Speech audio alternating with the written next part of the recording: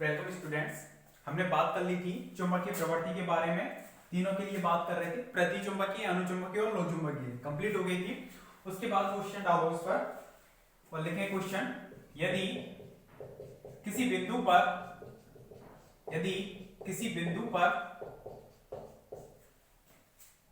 चुंबकीय क्षेत्र की तीव्रता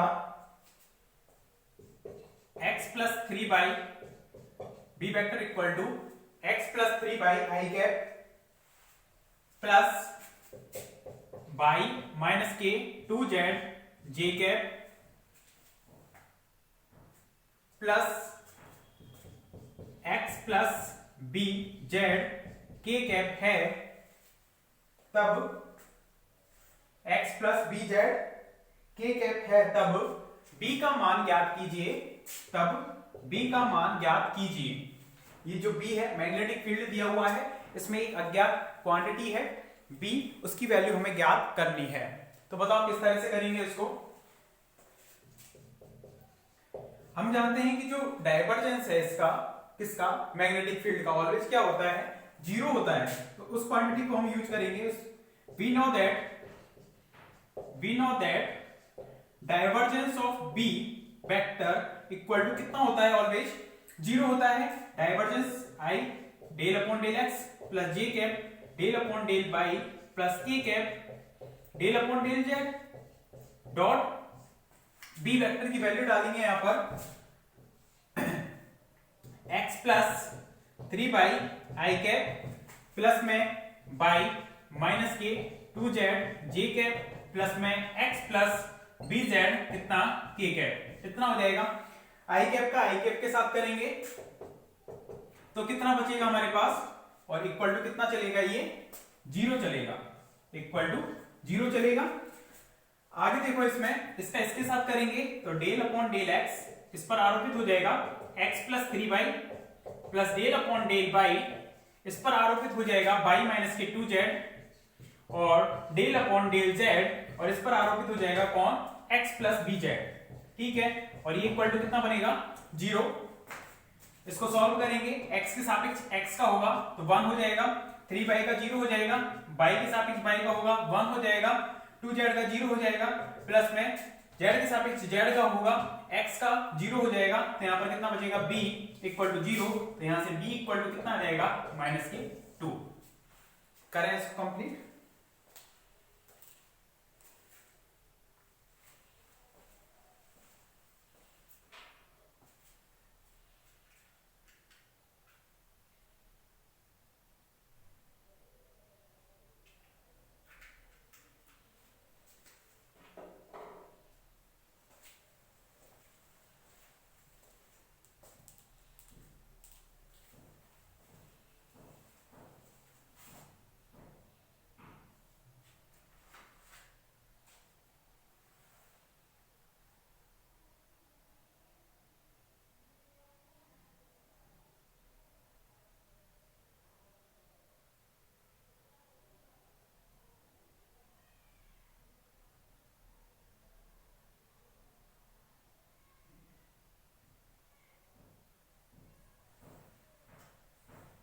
इसके बाद नेक्स्ट क्वेश्चन लिखें।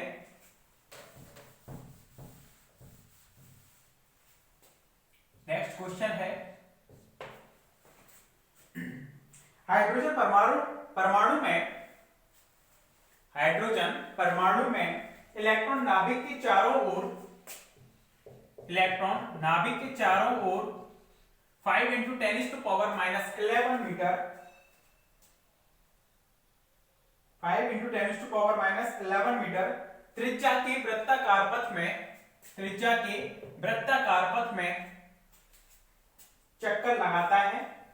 दोबारा सुने, हाइड्रोजन परमाणु में इलेक्ट्रॉन नाभिक के चारों ओर 5 इंटू 10⁻⁻11 मीटर त्रिज्या के वृत्ताकार पथ में चक्कर लगाता है। इससे संबंधित कक्षीय चुंबकीय द्विध्रुव आघूर्ण का मान ज्ञात कीजिए। इससे संबंधित कक्षीय चुंबकीय द्विध्रुव आघूर्ण का मान ज्ञात कीजिए। म्यू एल या म्यू नॉर्मली हम रिप्रेजेंट कर सकते हैं म्यू से, का मान ज्ञात कीजिए।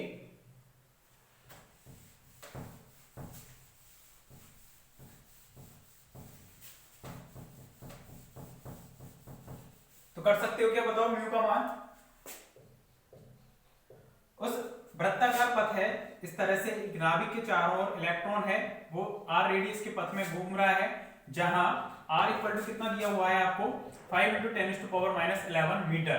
तब आपको ज्ञात करना है म्यू, क्योंकि म्यू इक्वल टू कितना होता है चुंबकीय द्विध्रुव आघूर्ण हमने निकाला था करंट इनटू एरिया, और इसको सॉल्व करने के बाद हमारे पास आया था EBR/2। ये कैसे आया था एक बार देख लेते हैं इसको। म्यू इक्वल टू कितना था करंट इनटू एरिया, इसको लिखा था हमने Q/T, क्षेत्रफल को हमने लिख दिया था πr²। Q अपॉन समय होता है दूरी बटे चाल, दूरी वो कितनी तय कर रहा है 2πr, और चाल थी उसकी v और πr²। Q इक्वल टू कितना हो जाएगा E, और πr से πr कैंसिल आउट हो जाएगा यहाँ पर, तो EBR/ कितना बचेगा 2। तो यही है EBR/2। अब इसमें E फिक्स है, R दिया हुआ है, V नहीं दिया हुआ है, तो V को निकालने के लिए हमें क्या करना है, इक्वेशन नंबर इसको 1 बना देना है। तो देखो, जब नाभिक के चारों ओर इलेक्ट्रॉन वृत्तीय पथ में चक्कर लगा रहा होगा, मूव कर रहा होगा, तो कोई भी अगर पार्टिकल वृत्ताकार पथ में चक्कर लगाता है तो उसको कहीं ना कहीं से अपकेंद्रीय बल मिल रहा होगा। तो यहाँ पर इसको अपकेंद्रीय बल किससे मिल रहा है, कूलॉम आकर्षण बल से, क्योंकि अपकेंद्रीय बल जो होगा कितना mv²/r, इलेक्ट्रॉन के लिए mv²/r किससे मिल रहा होगा k q1 q2 E और E अपॉन r², E और E, क्योंकि हाइड्रोजन परमाणु दे रखा है, तो हाइड्रोजन परमाणु के लिए Z इक्वल टू 1 होगा, ठीक है, ZE, तो Z का मान 1 होने की वजह से E upon r², k q1 q2 upon r² होता है। यहां से mv² equal to ke² upon r बचेगा। हमें v की वैल्यू निकालनी है क्योंकि v अज्ञात है, ke² अपॉन mr का रूट, इस तरह से लिख सकते हैं इसको। इक्वेशन नंबर पर डाल दिया 2, v की वैल्यू निकाल दी कि e² अपॉन mr का रूट, इस वैल्यू को यहां पर डालेंगे इक्वेशन नंबर 1 में। समीकरण 2 से 1 में मान रखने पर तो कितना आ जाएगा बताओ। एक में अगर हम वैल्यू पुट करते हैं तो म्यू इक्वल टू कितना आ जाएगा ER/2 तो है अपनी जगह, v की वैल्यू हम पुट कर देते हैं कितनी ke² अपॉन rm, ठीक है, इस तरह से। तो म्यू इक्वल टू कितना हो जाएगा E कॉमन ले लिया तो ये आ जाएगा अपॉन 2, और यहां पर आ जाएगा एक r से एक r जाएगा तो k बचेगा, यहां पर तो k है, e को बाहर ले लिया तो e² हो जाएगा, और r से यहां पर जाएगा तो रूट में ऊपर r बचेगा और अपॉन में नीचे m बचेगा, आधी पावर जाएगी तो ऊपर बचेगी, ठीक है। सारी वैल्यू आपको गिवन है, रख दो वैल्यू 1.6, ये नहीं बचेगा फिर, ठीक है। 1.6 × 10⁻⁻19 का स्क्वायर हो जाएगा, अपॉन में 2 हो जाएगा, रूट में 9 × 10⁻9 हो जाएगा, 5 × 10⁻11 हो जाएगा, और इलेक्ट्रॉन का मास कितना होता है 9.1 × 10⁻31। इसको सॉल्व करना है, और जो भी आएगा आपका आंसर यहाँ पर वो किस में आएगा, इसका मात्रक क्या होगा, म्यू इक्वल टू IE से ampere into metre square, ampere into metre square. करें इसको कंप्लीट।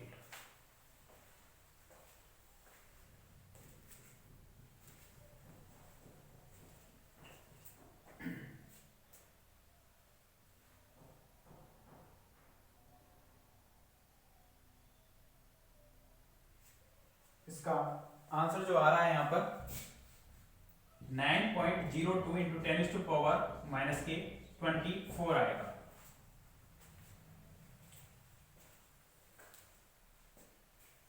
कंप्लीट करें इसको।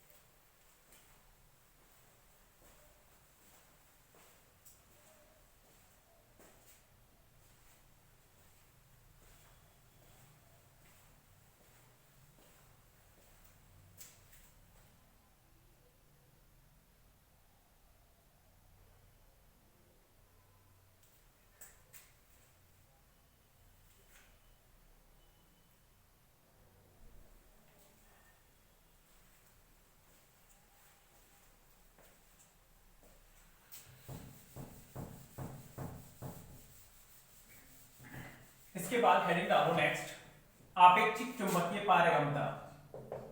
आपेक्षिक चुंबकीय पारगम्यता, चुंबकीय पारगम्यता ब्रैकेट में लिख देना mu are.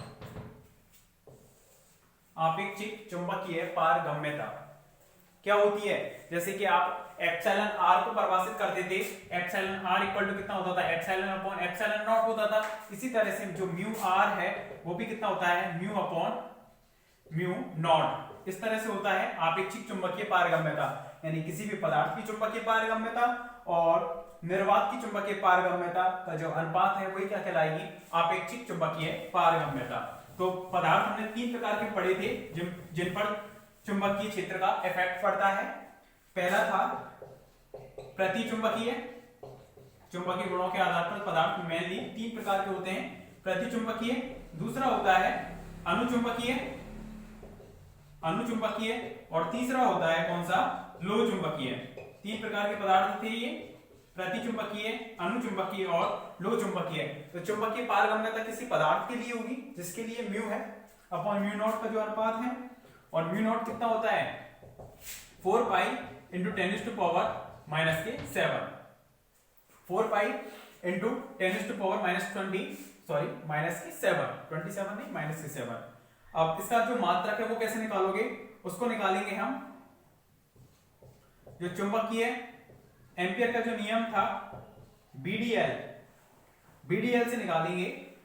BDL equal to कितना था? चुंबकीय क्षेत्र का रेखीय समाकलन म्यू नॉट आई के बराबर था। ये एम्पियर का नियम था, इससे म्यू नॉट का मात्रक निकालना है। इसका मात्रक कितना हो जाएगा बताओ? अपॉन में तो एम्पियर तो आ जाएगा, इसका मात्रक कितने के बराबर है? इंटीग्रेशन में बी डॉट डी ए किसका मात्रक होता है? ये फ्लक्स होता है, चुंबकीय फ्लक्स, और चुंबकीय फ्लक्स का मात्रक वेबर। तो इसमें तो लंबाई है, इसमें क्षेत्रफल है, तो लंबाई को ऊपर नीचे मल्टीप्लाई किया हमने तो ये क्षेत्रफल बन जाएगा, और इसका मात्रक कितना हो जाएगा? वेबर। वैसे लिख लेते हैं वेबर, ठीक है, वेबर हो जाएगा। नीचे लंबाई का गुणा किया था इसलिए मीटर आ जाएगा, और इधर से क्या आ जाएगा? एम्पियर। तो इसका आ जाएगा मात्रक वेबर पर मीटर इंटू एम्पियर। तो इस तरह से लिख सकते हैं वेबर पर मीटर इंटू एम्पियर, ठीक है। ये इसका क्या आ जाएगा? इसकी वैल्यू हो जाएगी। इसी तरह से वहां पर एप्सिलॉन नॉट की भी वैल्यू होती थी, ठीक है। इसी तरह से म्यू नॉट की भी यहाँ पर वैल्यू है। इस तरह से निकाला हमने, मात्रक को ध्यान रखना। तो प्रतिचुंबकीय पदार्थों के लिए जो म्यू आर होता है वो होता है 0 से 1 के बीच में। निर्वात के लिए कितना होता है म्यू आर का मान? निर्वात के लिए म्यू आर कितना होगा? निर्वात mu naught upon mu not, जिसका भी निकालना है उसका ऊपर अपॉन म्यू नॉट का भाग देना है। निर्वात के लिए mu equal to mu naught होगा, तो 1 हो जाएगा, ठीक है। तो हम एक रेखा बनाते हैं, 0 यहाँ पर 1 और इधर आगे जो भी संख्या है 2 3 4 इस तरह से। तो 0 से 1 के बीच में आएगा वो प्रतिचुंबकीय के लिए आएगा। 0 से 1 के बीच में प्रतिचुंबकीय म्यू आर का मान यदि 1 से अधिक है तो अनुचुंबकीय, 1 से अधिक इधर आ रहा है तो अनुचुंबकीय, और म्यू आर का मान 1 से अधिक है लेकिन वेरी वेरी ग्रेटर देन 1 है तो वो कौन से पदार्थ हो जाएंगे? लो चुंबकीय। प्रतिचुंबकीय, अनुचुंबकीय और लो चुंबकीय, उनके लिए चुंबकीय पारगम्यता के जो मान है वो ये होते हैं, ठीक है। और ससेप्टिबिलिटी हमने बात की थी चुंबकीय प्रवृत्ति के बारे में। इसके लिए तो नेगेटिव होती है, इसके लिए होती है काई का मान पॉजिटिव, लेकिन अत्यल्प होगा इसके लिए पॉजिटिव होगी लेकिन वेरी वेरी ग्रेटर देन 0 होगी, या ये कहें कि 1 से अधिक होगी। वेरी वेरी ग्रेटर देन 0 से मतलब 1 से अधिक होगी। वैसे भी देख सकते हो म्यू आर इक्वल टू कितना होता है? 1 प्लस काई, ठीक है। अब यहां से काई इक्वल टू निकालना है तो mu r minus 1। Mu r का मान 1 की तुलना में बहुत अधिक है, घटाएंगे तो वो कैसा आएगा? ग्रेटर देन 0 ही आएगा, वेरी वेरी ग्रेटर देन 0। तो लिखें इसमें आपेक्षिक चुंबकीय पारगम्यता में किसी पदार्थ की चुंबकीय पारगम्यता, किसी पदार्थ की चुंबकीय पारगम्यता एवं निर्वात की चुंबकीय पारगम्यता का अनुपात, एवं निर्वात की चुंबकीय पारगम्यता का अनुपात आपेक्षिक चुंबकीय पारगम्यता कहलाती है। आपेक्षिक चुंबकीय पारगम्यता कहलाती है।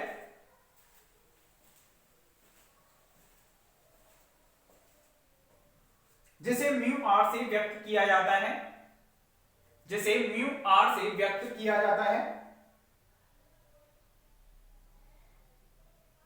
अर्थात mu r equal to mu upon mu naught, अर्थात mu r equal to mu upon mu naught. First point लिखना, प्रतिचुंबकीय पदार्थों के लिए म्यू आर का मान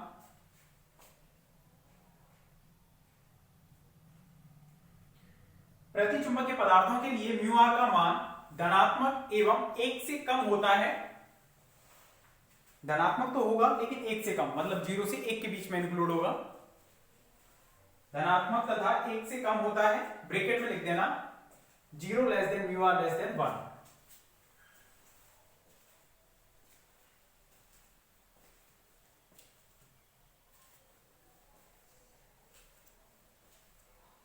सेकंड पॉइंट लिखना, अनुचुंबकीय पदार्थों के लिए म्यू आर का मान, अनुचुंबकीय पदार्थों के लिए म्यू आर का मान धनात्मक तथा 1 से अधिक होता है। म्यू आर का मान धनात्मक तथा 1 से अधिक होता है।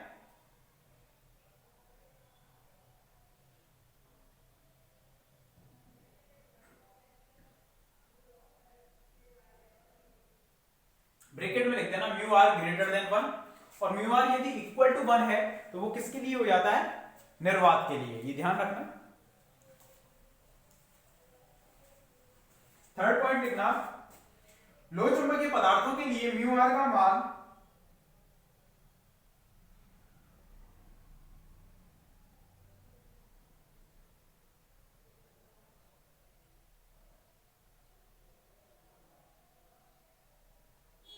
लोह चुंबकीय पदार्थों के लिए म्यू आर का मान 1 से बहुत अधिक होता है।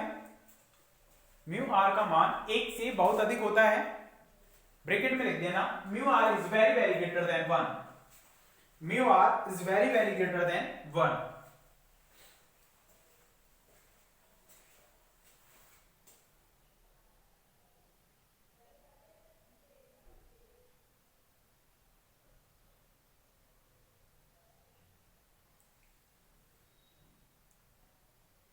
ठीक है, ये हो गया। इसके बाद हेडिंग डालो। हेडिंग का एक क्वेश्चन लिखें, पहले क्वेश्चन लिखो। एक लंबे सीधे तार में,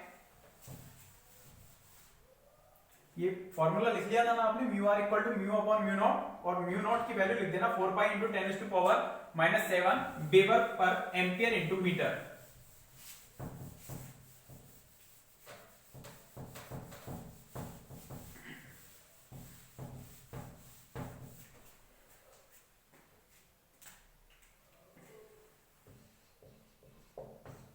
नेक्स्ट क्वेश्चन लिखो, एक लंबे सीधे तार में 3.5 एम्पियर की धारा प्रवाहित हो रही है।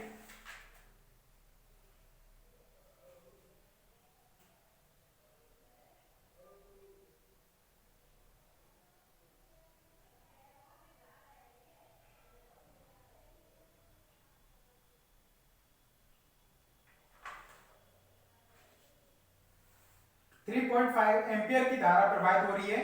इस तार से 14 सेंटीमीटर की दूरी पर, इस तार से 14 सेंटीमीटर की दूरी पर चुंबकीय क्षेत्र की तीव्रता ज्ञात कीजिए। 14 सेंटीमीटर की दूरी पर चुंबकीय क्षेत्र की तीव्रता ज्ञात कीजिए, ये क्वेश्चन है। देखो, एक वायर है, इसमें करंट फ्लो हो रहा है, कितना, I इक्वल टू 3.5 एम्पियर का, और इसकी वजह से मैग्नेटिक फील्ड होगा, और वो मैग्नेटिक फील्ड हमें से कितनी दूरी पर, 14 सेंटीमीटर की दूरी पर, यानी कि लिख सकते हैं इक्वल टू 0.14 मीटर ऐसा यूनिट्स में। और यहां पर हमें कोई पॉइंट P है, उस पर किसको एवेल्यूट करना है, ज्ञात करना है, मैग्नेटिक फील्ड को। ठीक है, तो ये क्वेश्चन रहा आपका। तो इसको हम किस तरह से कर सकते हैं, जैसे कि एक सिलेंड्रिकल वायर है, उसके अंदर भी ज्ञात किया था, उसके पृष्ठ पर भी ज्ञात किया था, उसके बाहर, तो 14 सेंटीमीटर दूर है, तो वायर के मतलब सिलेंडर के एक तरह से बाहर वाले बिंदु पर हम मैग्नेटिक फील्ड का मान ज्ञात कर रहे हैं। चूंकि तार के बाहर, तार ब्रैकेट में लिख देना बेलन, जिससे याद रहेगा। बेलन के बाहर चुंबकीय क्षेत्र, बेलन के बाहर जो मैग्नेटिक फील्ड होता है वो कितना होता है, B vector equal to mu naught I upon 2 pi R, mu naught I upon 2 pi R. किस तरह से आया था ये, इसको थोड़ा सा देख लेते हैं। b into d l equal to mu naught i था, यहां से b d l cos theta, इस पर हमने लूप लिया था, b की दिशा और dl की दिशा सेम थी, इस तरह से लूप ले रहे थे हम यहाँ पर मैग्नेटिक फील्ड के लिए b वेक्टर, और इसी पर हम ले रहे थे dl वेक्टर।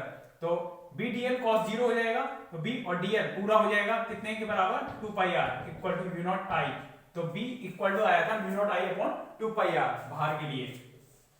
सभी वैल्यू आपको पता है, म्यू नॉट है, i है, r है, वैल्यू डालकर आपको यहां से मैग्नेटिक फील्ड को निकालना है।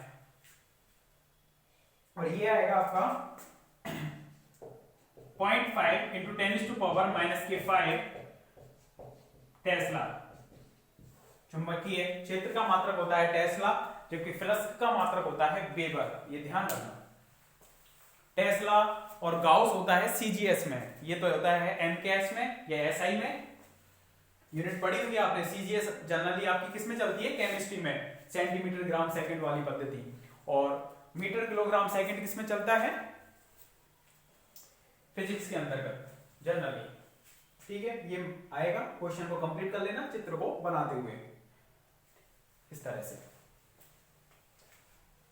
इससे आगे पढ़ेंगे नेक्स्ट लेक्चर में। Okay, thank you.